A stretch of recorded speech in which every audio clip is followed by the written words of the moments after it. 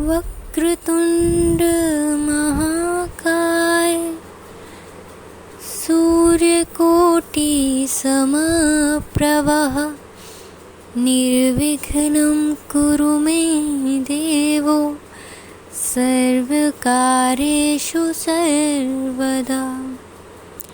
या कुन्देन्दु तुषारहारधवला या शुभ्रवस्त्रावृता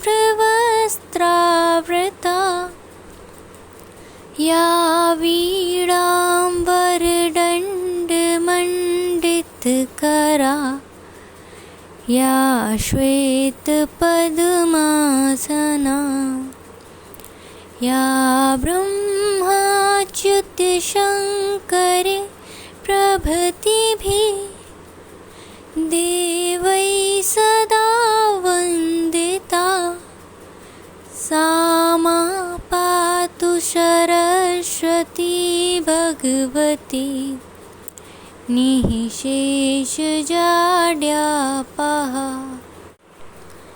गुरुर्ब्रह्मा गुरुर्विष्णु गुरुर्देवो महेश्वरा गुरुर्साक्षात् परब्रह्म तस्मै श्री गुरुवे नमः। तस्मै श्री गुरुवे नमः। तस्मै श्री गुरुवे नमः। मार्गदर्शक प्रोफेसर ललिता रामेश्वर। नाम वैष्णवी साहू। कक्षा MA द्वितीय सेमेस्टर हिंदी साहित्य। प्रश्नपत्र तृतीय। अनुक्रमांक 2027342। विषय भारतीय एवं पाश्चात्य काव्यशास्त्र, इतिहास, सिद्धांत और वाद। व्याख्यान का विषय प्रातिभ ज्ञान और क्रोचे का अभिव्यंजनावाद।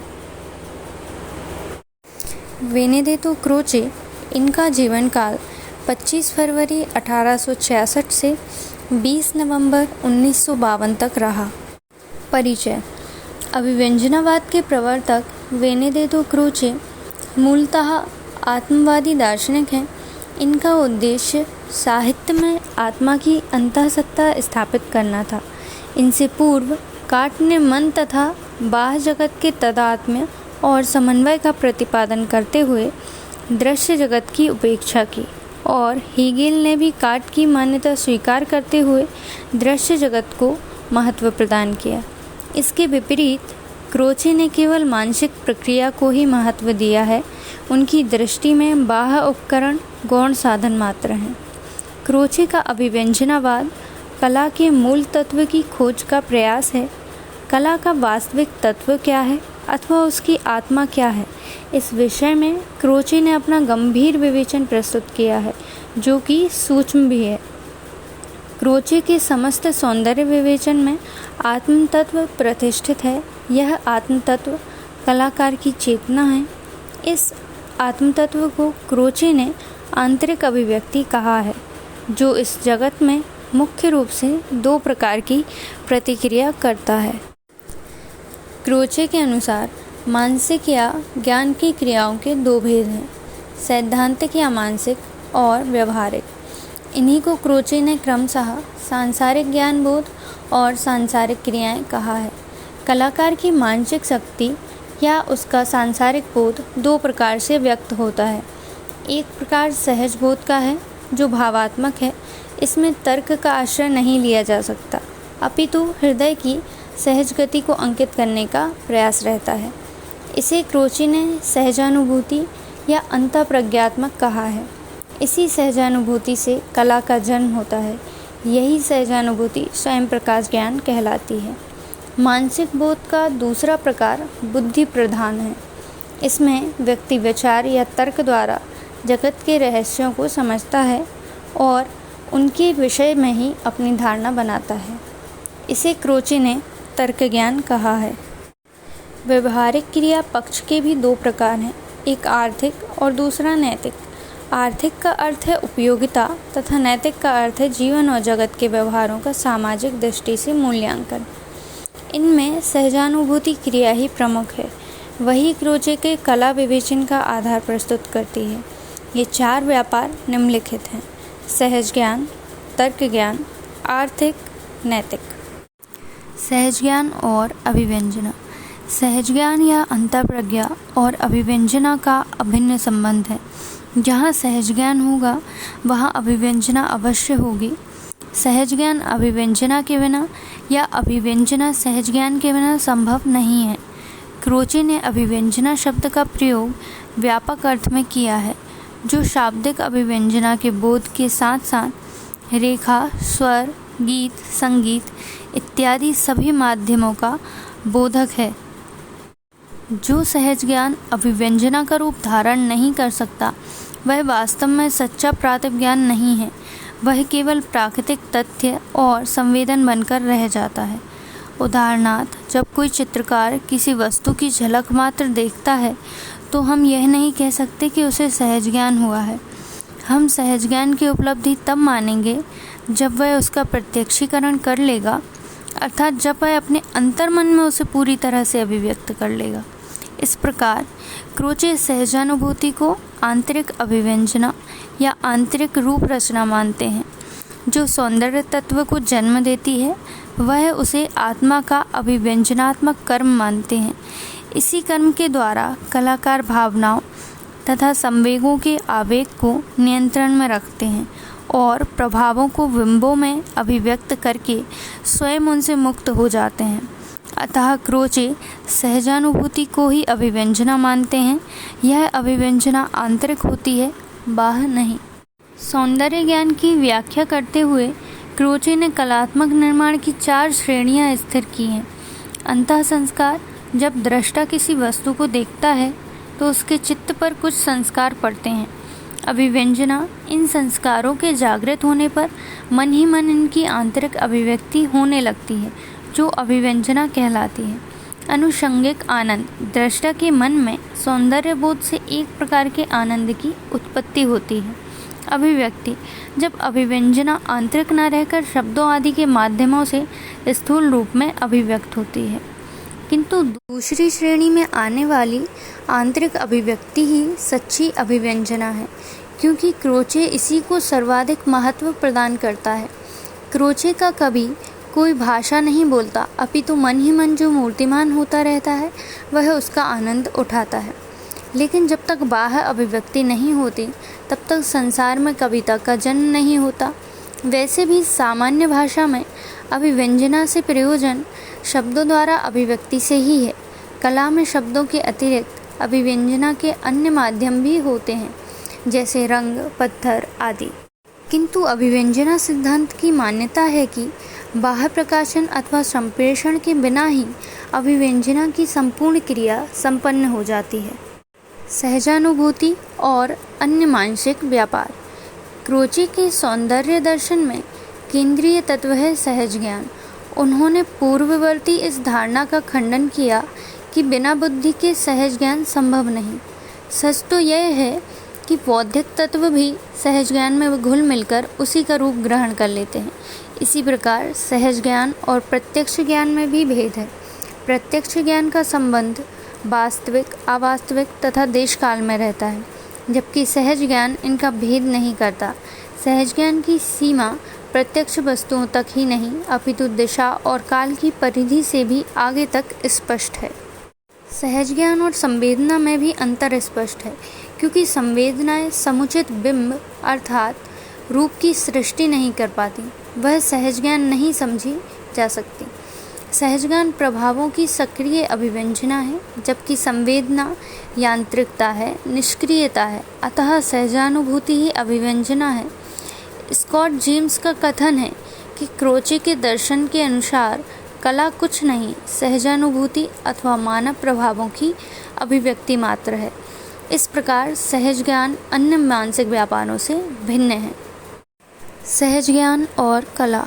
कला का संबंध सहजानुभूति है। जिस समय सहजानुभूति जागृत होकर अभिव्यंजित होने लगती है, तभी कला जन्म लेती है। क्रोचे के अनुसार कला की अभिव्यक्ति के लिए इतनी प्रक्रिया पर्याप्त है। सामान्यतः जब हम कला की चर्चा करते हैं तो हमारा अभिप्राय लिखित कृतियों अथवा रचनाओं से होता है, किंतु क्रोचे जब कला की चर्चा करते हैं तो उनका अभिप्राय आंतरिक अभिव्यक्ति से होता है, जिसका बाह्य अभिव्यक्तिकरण नहीं होता। जब सहजानुभूति स्फुरित होती है तो वह अभिव्यंजना के द्वारा कला में परिणत हो जाती है। यह पूरी प्रक्रिया आंतरिक है, अर्थात कला की सृष्टि एवं सिद्धि कलाकार के भीतर होती है, बाहर नहीं।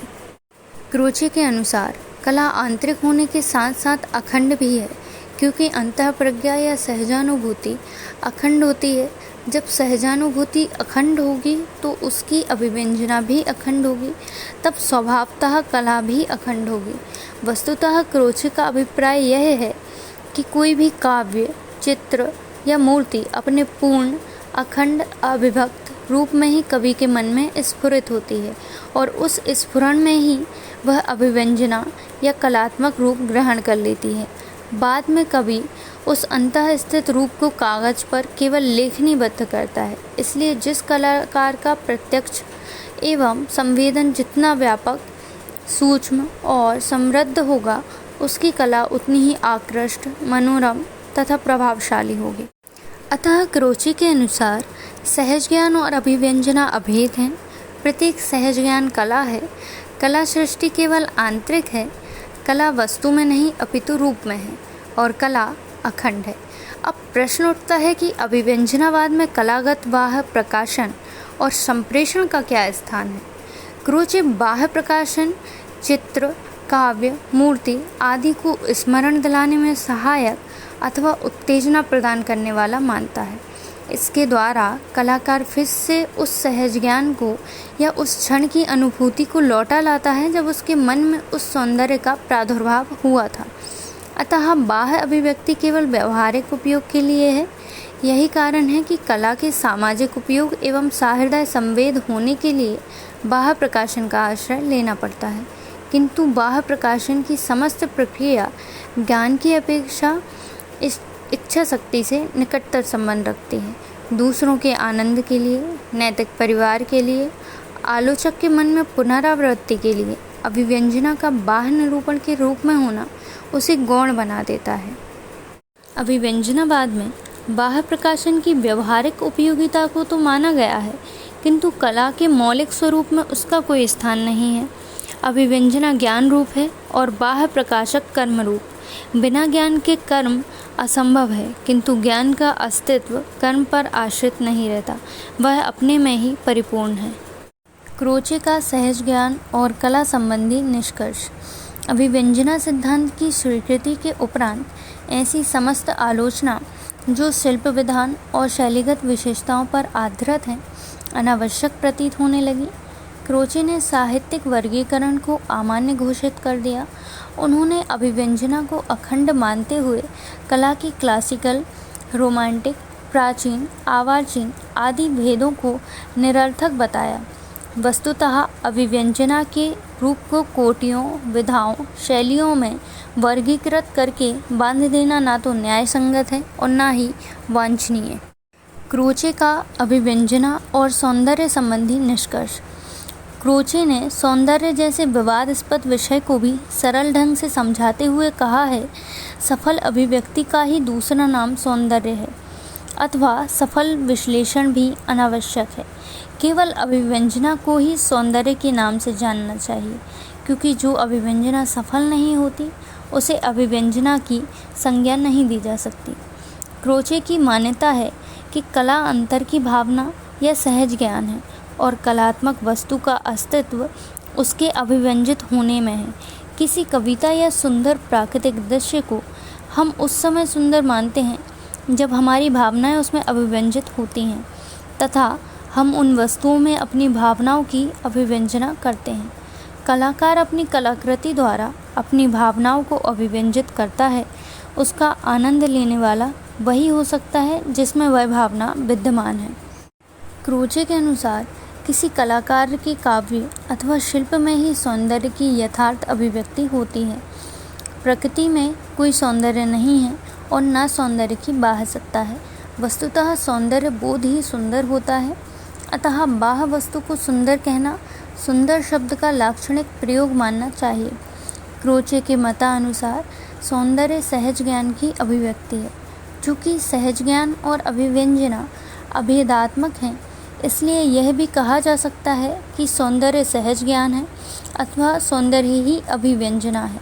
इस प्रकार क्रोचे सौंदर्य को सहज ज्ञान या अंतर का धर्म मानता है, इसलिए उसकी बाह्य अभिव्यक्ति मानने में उसे संकोच नहीं है। क्रोचे का मत है कि प्रत्येक व्यक्ति में कलाकार का अंश अवश्य रहता है। इसका अभिप्राय है प्रत्येक व्यक्ति में संवेदन शक्ति है, उसमें सहजानुभूति और अभिव्यंजना की क्षमता है। साधारण व्यक्ति के अपेक्षा कलाकार में यह सहजानुभूति प्रखर होती है। इस मत के अनुसार साहित्यालोचक कलाकृति का अध्ययन और मूल्यांकन तर्क से नहीं करता, अपितु उसके अध्ययन में अपनी भावना या अनुभूति का आश्रय होता है। वह कलाकृति में निहित अंतर्दृष्टि या सहजानुभूति को हृदयागम करता है। इस प्रकार आलोचक भी कलाकार सिद्ध होता है। कलाकृति पर निर्णय देने के क्षण में आलोचक अपनी अनुभूति द्वारा कवि की आत्मा से एकीकरण स्थापित कर लेता है। निष्कर्ष या मूल्यांकन। क्रोचे के अभिव्यंजनावाद की साहित्यिक दृष्टि से उपयोगिता विचारणीय है। क्रोचे ने काव्य के मूल तत्वों और कवि के मानस में काव्य सृजन की प्रक्रिया का दिग्दर्शन इस सिद्धांत द्वारा किया है।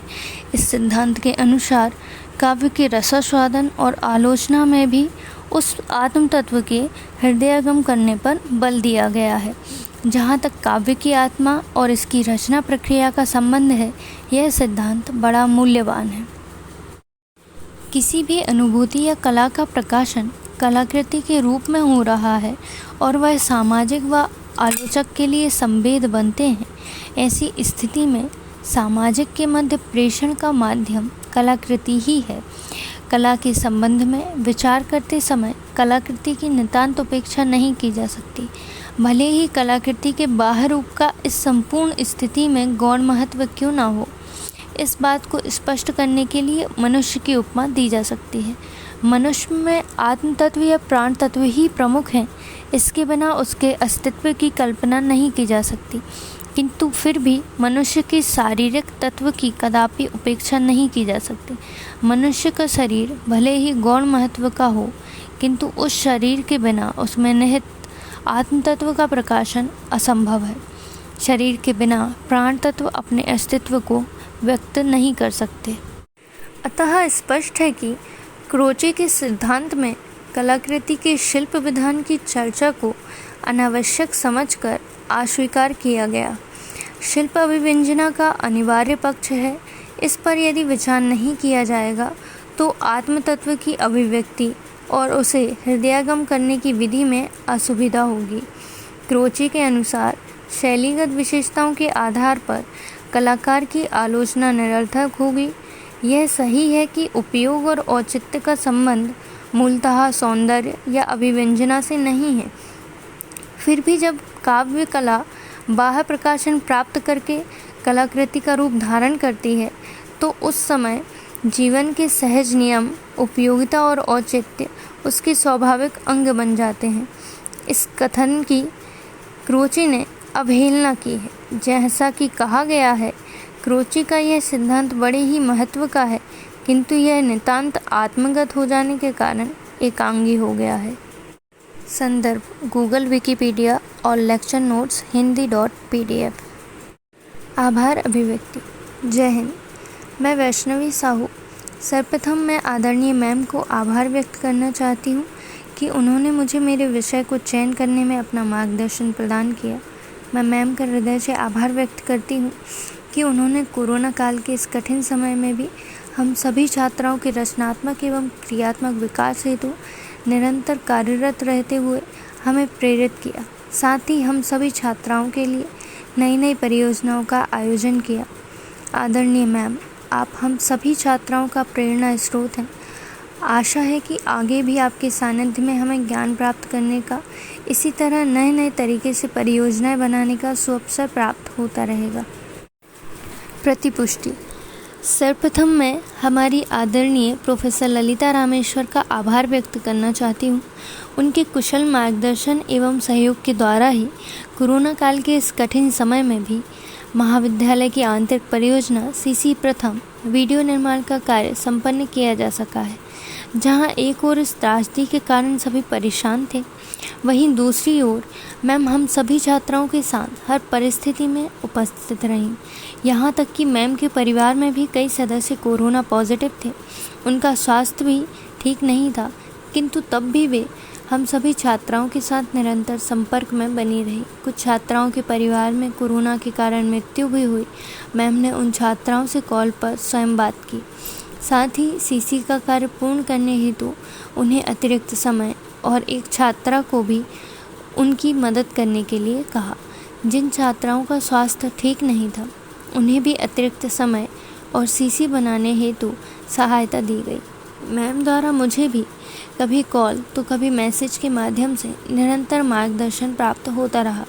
उन्होंने मुझे मेरे विषय से संबंधित छोटी से छोटी एवं बड़ी से बड़ी कई बातों को बारीकी से समझाया, ताकि मैं अपने विषय को भली भांति समझने के पश्चात उस पर कार्य कर सकूं। मैम के सानिध्य में मुझे यह कार्य करने का अवसर प्राप्त हुआ है और मैम का जो मार्गदर्शन प्राप्त हुआ है, उसके लिए मैं मैम की बहुत बहुत आभारी हूँ।